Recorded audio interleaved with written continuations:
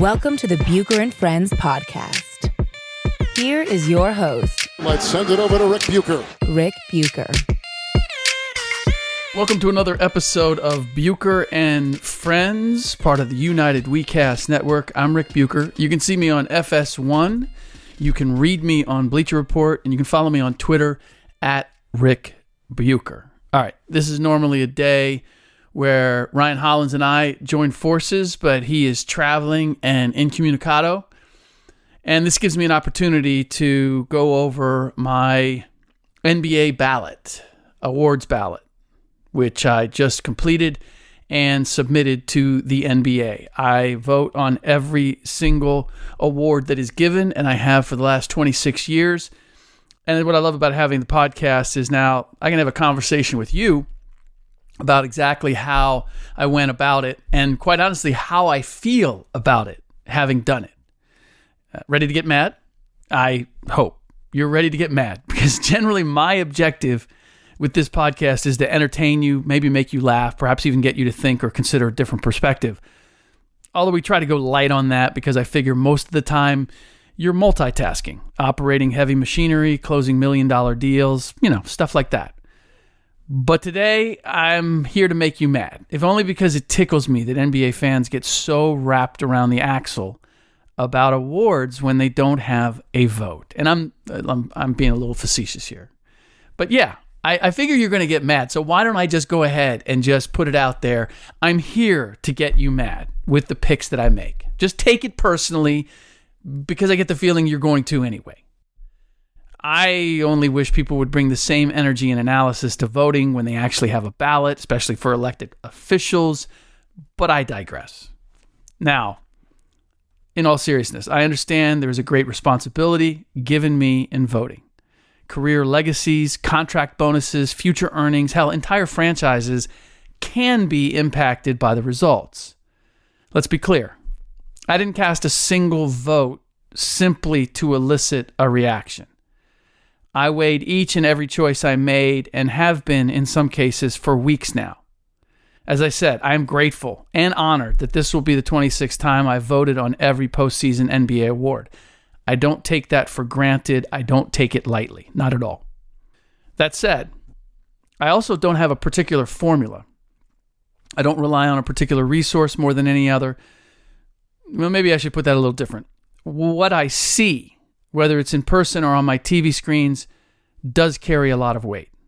What a player does and how he goes about doing it, there's a calculus in my head of all the clips I have of a player and what summation they leave me with about what kind of season he has had. Also, to be clear, I try to keep it very much to this particular season. I try to filter out reputations, previous snubs, previous accomplishments, expectations, whatever. I'm not saying I'm perfect. I'm not saying that I get it perfect or that I do that. I try. So, with that, let's begin and get those clenched fists ready. Filling out the first and second spots on my MVP ballot was easy. James Harden and Giannis Antetokounmpo, for reasons I've given several times on this podcast, filled those two spots. You don't have to go too far into the archives to find them if you're really interested. It's after that things got hard. Really hard. Paul George of the Thunder had to be on the ballot. Although I personally feel Nikola Jokic is overrated, his role in helping the Nuggets finish second in the West is immeasurable, he had to be there. Then there are the Warriors with Steph Curry and Kevin Durant. Pressed for an answer on who the best player in the league is right now, I could make a case for Kevin Durant. I won't, but I could. Then again, Steph Curry makes the Warriors' offense flow, and his attitude and leadership are what have kept the Warriors swerving all over on the road, but not going into the ditch.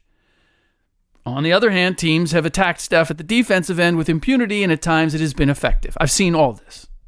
And this is where I find statistical arguments amusing, and I'm sure you've read them online, if you read any of these online. Guys will break it down. So-and-so did this, now the analytics say this, these are their stats. Well, if you're going to use stats, then shouldn't you have to use them across the board the same way for everyone? But you can't.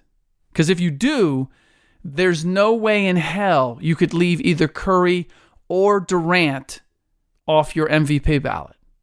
Yet I guarantee you there will be plenty of ballots with at least one and quite possibly both not on there.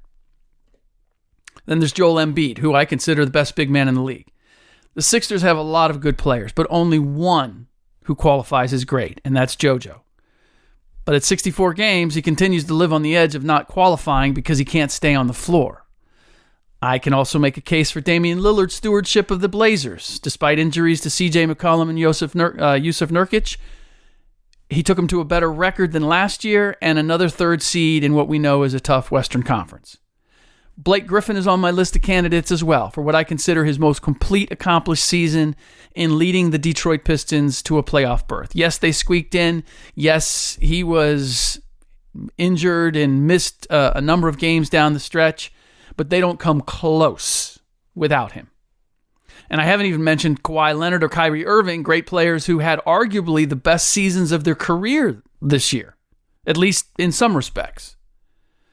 All right, so with all that said, and I have a lot of awards to go through, so I could continue to talk about this for another 30, 40 minutes, but we have other awards to get to. This is who wound up on my ballot, and in this order from bottom to top. Jokic was 5th, Curry was 4th, Paul George was 3rd, Giannis was 2nd, and Harden was 1st. Now, choosing 3 most improved players, and that's how many slots are on the ballot, presented a lot of the same challenges. Filling the top 2 spots, again, was pretty easy. Pascal Siakam of the Raptors came back after a summer of working out with Kevin Durant with a skill set he simply didn't possess a year ago. And despite all the hysteria around Trae Young, John Collins was the Hawks' best player, and he certainly wasn't that last season. So that leaves me with one last spot and way too many worthy choices. Now, lose me on Giannis or Paul George being in the running. Their growth this season isn't because they added something to their game or they became dramatically better players. It's a result of the players around them being better and them figuring out a better way to utilize those players and their role among them, not individual improvement. There's also D'Angelo Russell, the Lakers cast-off. My take on D'Angelo is he's a case study of when a player finds the right coach, the right teammates, and the right expectations. I see him as shoulder to shoulder with Karis LeVert and Spencer Dinwiddie and even Jared Allen as far as impact on the team. Yeah, I know he hit a lot of big shots. But when it comes to leadership, look, they had a great mix. Kenny Atkinson did a great job, and they overachieved mightily. I don't know that D'Angelo added anything to his game as much as he just matured. And I suppose that counts, but not enough to make my ballot. De'Aaron Fox of the Kings has to be considered, but again, how much of his improvement was simply being given a bigger role and simply having a year under his belt? I didn't see a dramatic change in his game as I did with Collins, for example. Now, I don't know if Zach LaVine came back this season a different player, but he was one by the end of the season. His game became way more efficient, and you have to give at least some of that credit to Jim Boylan, the coach who stepped in for Fred Hoiberg.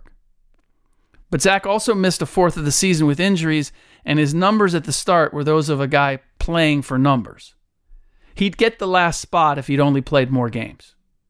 Domantas Sabonis is another candidate, but I can't help but feel his improvement came from Nate McMillan knowing how to utilize him better and Sabonis having a better feel for what he can and can't do. Not that his game, he added something or he improved his game.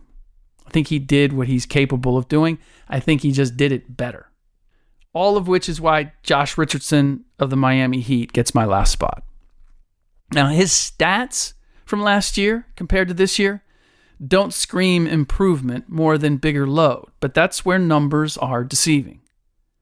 In watching him play, I saw a guy doing things that he could not do a year ago. not only shooting from range, but shooting off the dribble. There was just, he had the capability of doing things in big spots that he was not able to do last season. And I'm going to blame the dip in his shooting percentage to the shooting range he added to his arsenal, the absence of a true point guard with Goran Dragic hurt as much as he was, Justin Winslow pressed into service at that position. Look, he was an all-around more dangerous offensive player than he was a year ago, and we already knew that he was one of the most versatile defensive wings in the league, that being Richardson. Coach of the Year. This should be a fierce race with a lot of different names getting first place votes, although I believe my pick is the guy who's ultimately going to win. I do think there's going to be maybe half a dozen guys who get at least one first place vote. Mike Budenholzer, Mike Malone, Steve Clifford, Nate McMillan, Kenny Atkinson, even Doc Rivers, I could see being at the top of someone's ballot. Greg Popovich and Steve Kerr both faced considerable adversity this year and still made the most of what they had. They're not going to win, but I could make a case why they should.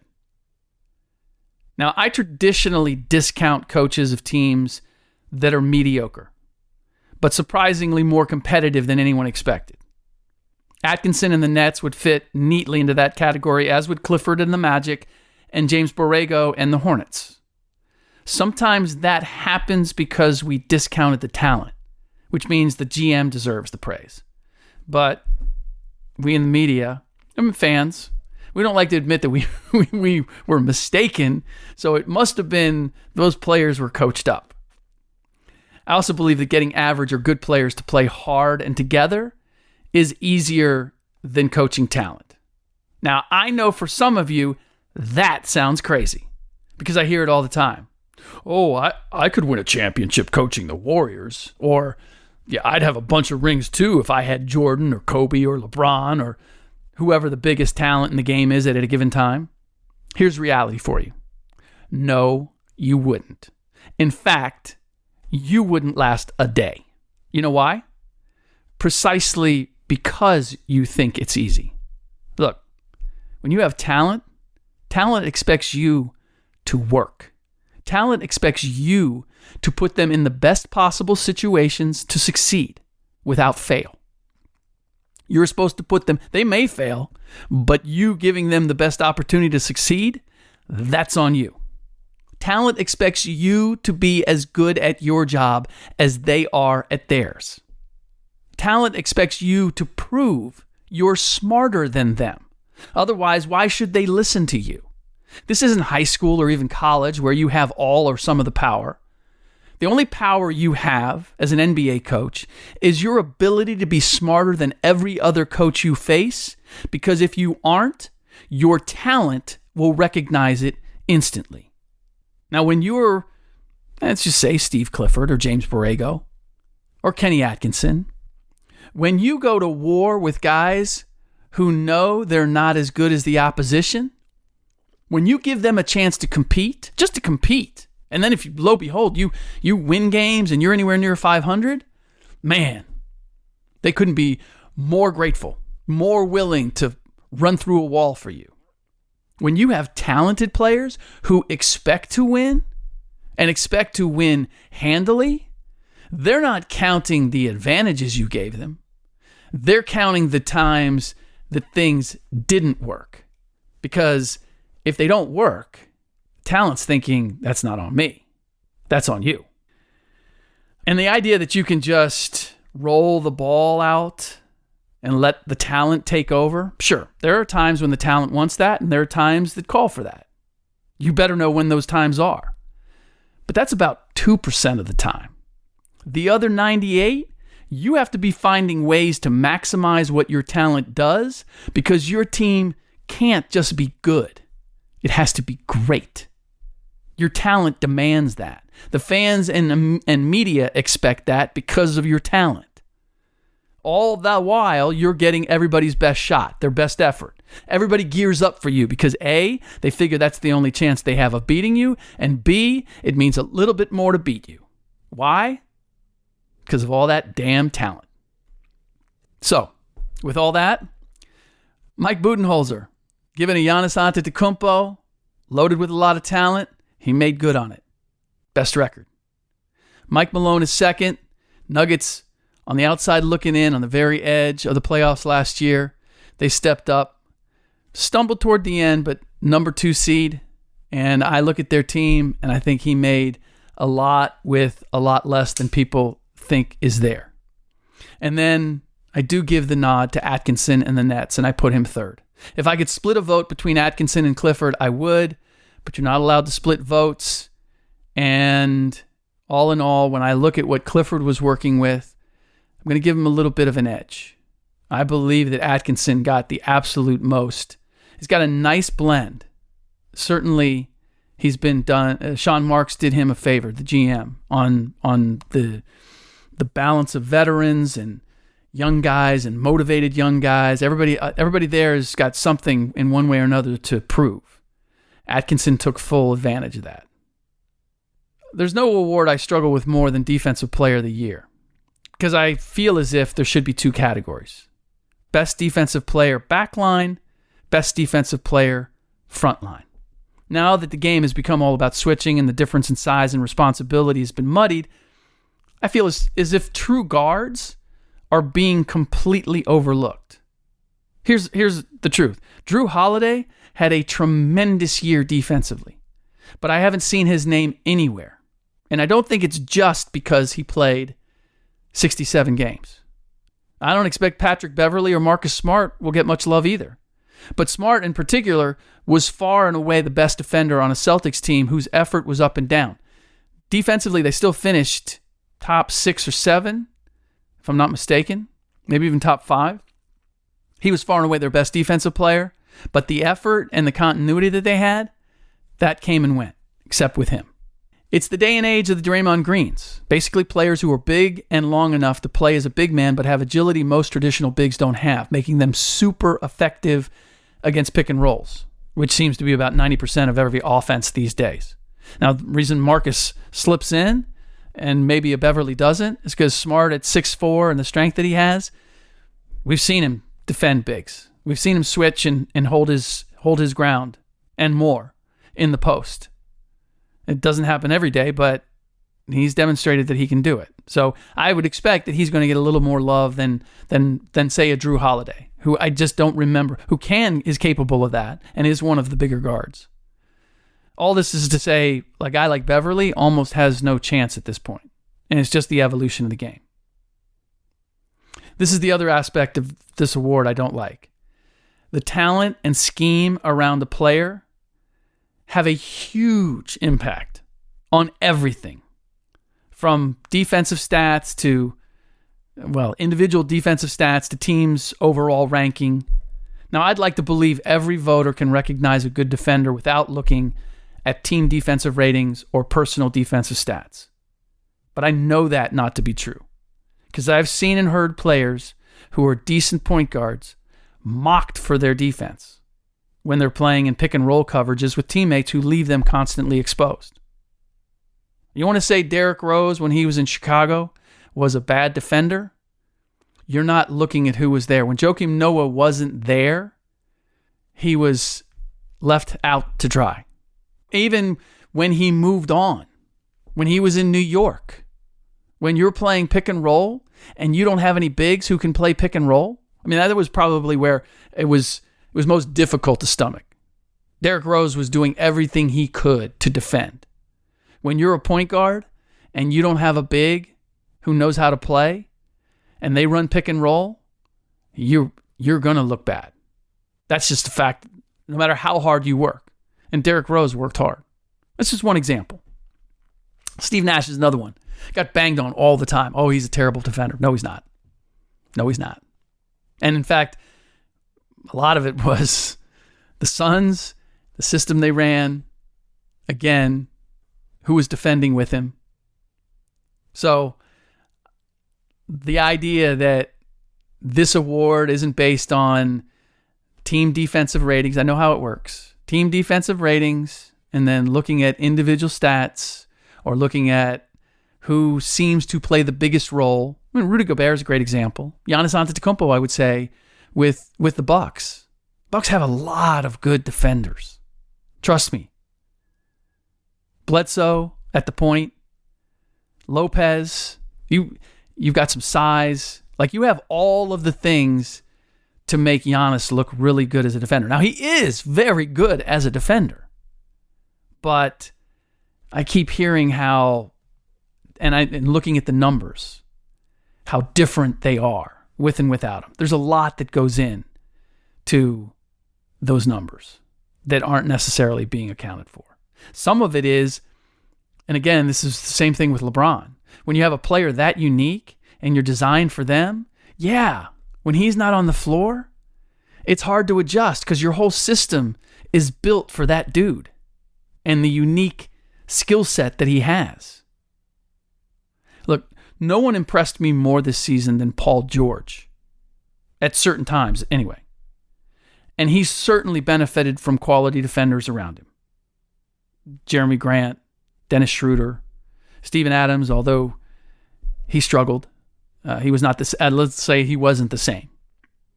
He had stretches in games, Paul George did, where he led the way in choking the life out of the opposing offense. It was impressive. They would get in a hole because offensively they couldn't get anything going. Defensively, they weren't quite there. And then they would just decide, okay, we're about to turn it up. And they would. And Paul George was front and center in that, locking guys down, especially in need situations when they needed a stop. Then again, he and the Thunder also hit a rough patch. I mean, I think they finished top 5 defensively. They led the league early on defensively, but at one point they were in the middle of the pack. They had a real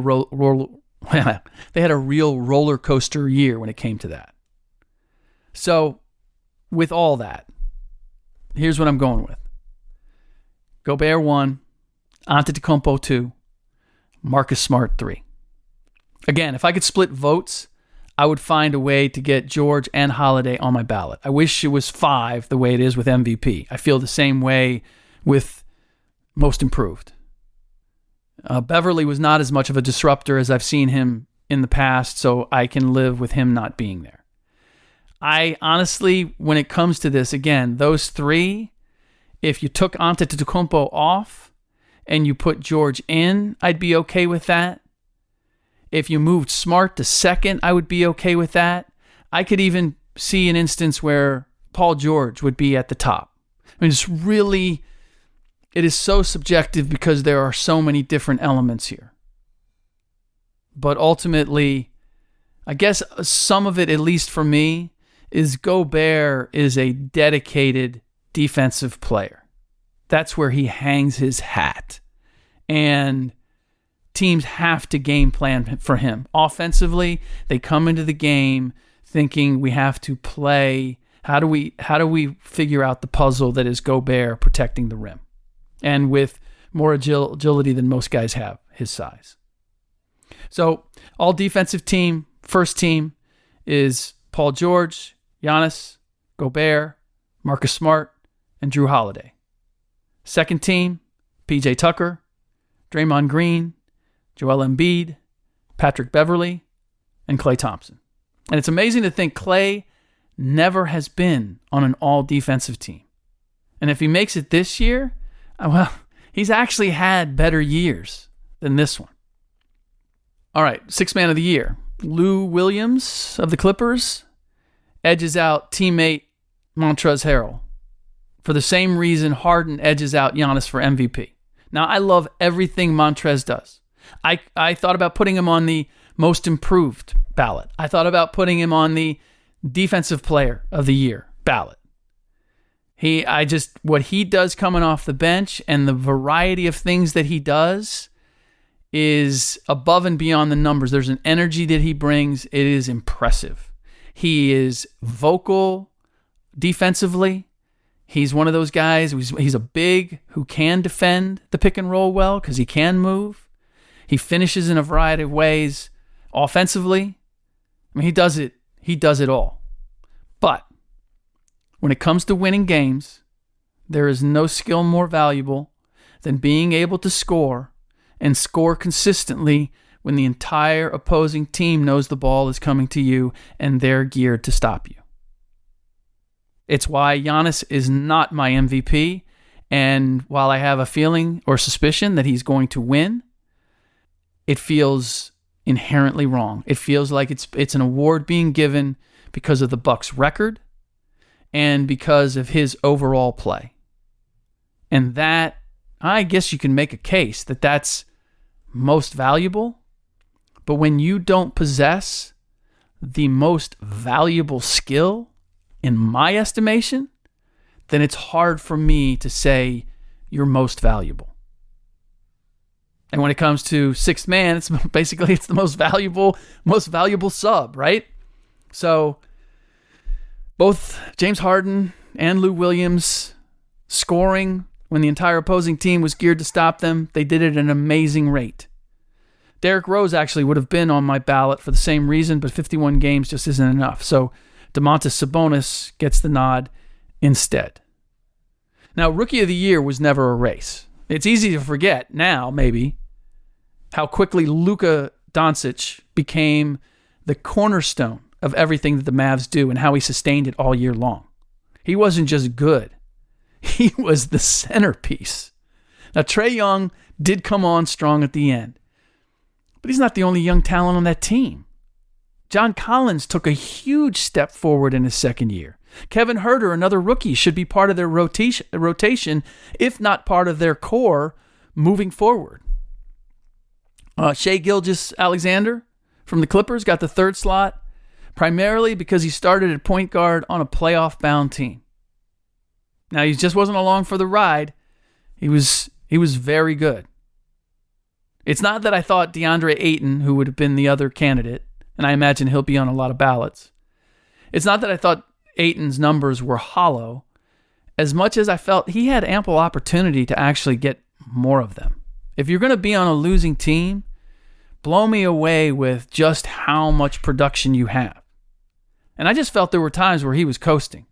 And maybe that's because the Suns weren't playing for something the way the Clippers and Shea were. I get that. But I don't have to reward it. Now, Ayton still made my all-rookie first team along with Jaren Jackson from the Memphis Grizzlies. I pushed the Kings' Marvin Bagley to the second team, largely because when I saw the two play, Jackson impressed me more times than Bagley did. It's as simple as that. The numbers say Bagley had the better season, but they should be because of the comparative pace Sacramento plays compared to Memphis. And Jaren also had Marc Gasol to contend with.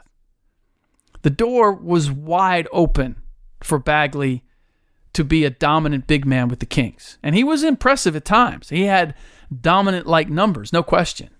But the opportunity for him to match Ayton in production was there for the taking. And we all like surprises, right? I suppose that's why I particularly liked giving some love to Landry Shamet, Mitchell Robinson, and Huerter. I saw all of them at one time or another playing meaningful minutes in meaningful situations, and they did something that made me think, ooh, that guy can play. I need to keep an eye on that guy. Like that guy, wasn't really aware of them until I saw them play, and then I followed along. Now, my last second teamer was Colin Sexton from the Cavs. I wrestled with this one simply because, as a point guard, his decision-making needs a lot of work. But he did compete hard night in and night out. And that was as much as anybody in his draft class. So he gets the last spot. Now for the big one. All NBA teams. There's a lot of money riding on this because being selected as one of the 15 best players in the league means eligibility for a supermax contract. Now, I don't expect all 15 that are selected are actually going to get supermaxes. Obviously, for some, it's a moot point. They already do. Steph, James Harden, guys like that. But if my selections ends up being a reflection of who is picked all NBA this year, then I'm opening the door for Klay Thompson, who was on my third team backcourt with Russell Westbrook, and Karl Anthony Towns, who is my third team center. Now, Towns already signed a supermax deal, but I believe the writing in the contract is that he could go to a supermax. He could be eligible for 30% of the salary cap if he's all NBA.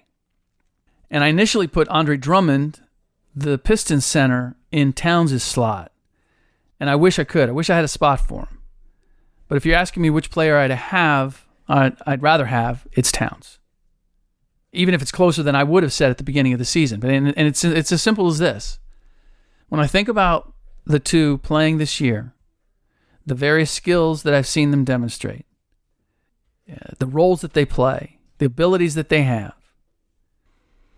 as disappointing as this season was for the Timberwolves and as disappointing at times as Towns was, man, he was still really, really good. I'm not going to put the downfall of the Timberwolves this year with all of the early turmoil and the change of coaches and everything.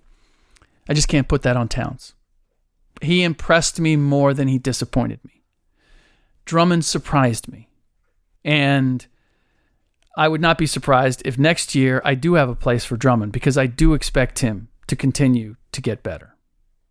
Now, the notable absentee in all this is Bradley Beal. I considered him for Klay Thompson's spot. He's a better driver, no question, going to the cup and finisher than Klay. But he's not a better long-range shooter for my money. And he's not anything close when it comes to as a defender. Klay also might just be, you don't get a lot of this because you don't get post-ups in general in the league these days. But I'd say Klay is the best post-up two guard in the league. When you need it, he's the guy who can give it to you. So, my first team holds no surprises. This is all NBA. Paul George, Giannis Antetokounmpo, Joel Embiid, James Harden, Steph Curry. Second team, Kevin Durant, Blake Griffin, Jokic, Kyrie, Damian Lillard. Third team, LeBron. Maybe that's a surprise. I don't know. Is it a surprise that he's in there? Is it a surprise that he's that low? I don't care what the numbers say. This was a massively disappointing year for LeBron James. And if it wasn't LeBron James, all the games that he missed would probably almost anybody else would disqualify them entirely. In any event, he's there. Kawhi Leonard is there. Towns is there. Westbrook and Klay Thompson. All right. Feel free to let me know where you disagree. I'm sure you will. Make sure your comments are appropriately vile, too, for whoever I overlooked or overvalued. Just know I'm not completely happy with my ballot either. But here's the thing. There's no way that I could be. Because the whole exercise has such a high degree of subjectivity. Yet I know it has a very concrete effect on who ultimately is or isn't selected. And look, I know my vote isn't the final determination, but I approach it as if it could be, as my vote could be the difference between somebody getting in and being held out. And I'm willing to carry that responsibility. I very much want to get it right. I want to be fair. And I also have to accept that there's no way on earth, no matter how much time I put into this, I can assure myself of doing that. Now, I'm going to go off the grid for a couple of days next week, but we will be churning out podcasts in my absence. And at least one and possibly two will be from conversations I had with Blake Griffin for a feature that you should be able to find on Bleacher Report. Also, keep an eye out for me on FS1 throughout the playoffs once I get back. And speaking of which, one last item. If you are a man who wagers, man or woman who wagers, if you're looking to play any of Saturday's playoff games, I like the Nets getting 5.5 against the 76ers, even if Embiid plays, but especially if he doesn't. I love the Clippers getting 13 against the Warriors, and the Spurs getting 6 against the Denver Nuggets. The money line for the Spurs and Nets is worth a look as well. And I have just the place to play, by the way. If you don't have one, I have one for you. It's mybookie.ag, mybookie.ag. They've been in business for years. They're reputable. And best of all, they pay out fast. They're even going to give you money to bet with. This is no joke. You put $50 into your mybookie.ag account and use the promo code Bucher, my last name, Bucher, and they will instantly make it 75. That's right. Whatever you put in, a 50% bump for whatever you deposit, all the way up to $1,000. So you put in $1,000, that instantly becomes $1,500 to work with, just by putting my last name, Bucher, in the promo code. Now, the NBA is what I know best. So open an account with mybookie.ag, use the promo code Bucher to get a bonus stake, and let me help you put some money in your pocket. That's mybookie.ag, promo code Bucher, Bucher. All right, good luck this weekend. Look forward to hearing your responses to my voting decisions. And as always, thanks for listening.